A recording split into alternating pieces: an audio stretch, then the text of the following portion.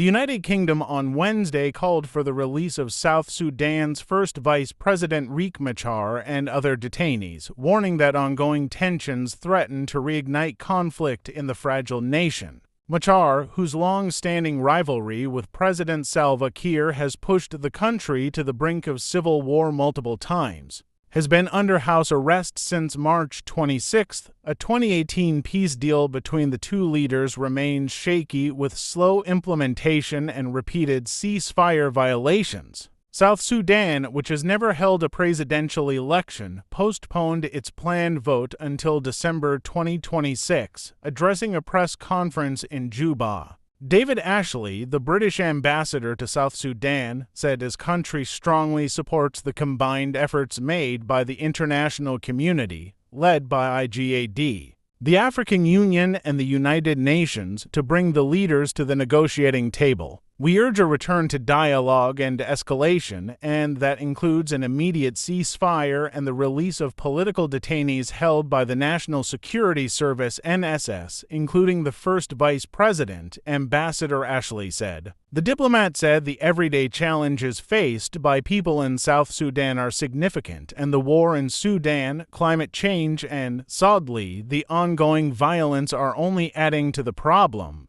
Peace must be the basis for development. Neither South Sudan, nor the region, nor the world can afford another conflict here.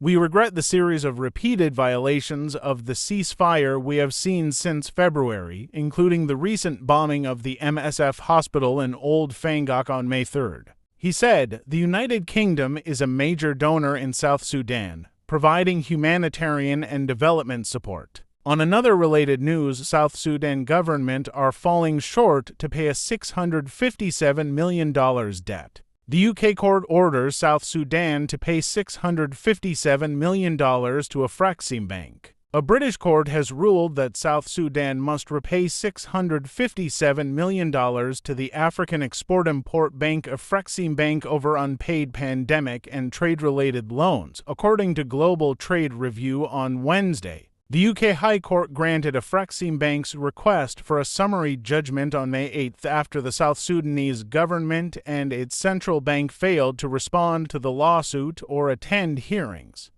The Cairo-based lender had sought repayment under 3 loan agreements worth $63 million, $250 million, and $400 million, which South Sudan secured for trade infrastructure and COVID-19 relief. Despite partial repayments, the loans defaulted by 2023. Afrexim Bank filed the case last year, arguing that South Sudan and its central bank, which guaranteed most of the debt, had no viable defense. Judge Lionel Percy KC ruled that the defendants had no real prospect of successfully defending the claims and no justification for a trial. Court documents showed Afrexim Bank had repeatedly attempted to contact South Sudanese authorities, including through its London embassy, but received no substantive engagement. South Sudan had previously discussed restructuring the debt, including a September 2023 proposal to repay via crude oil shipments.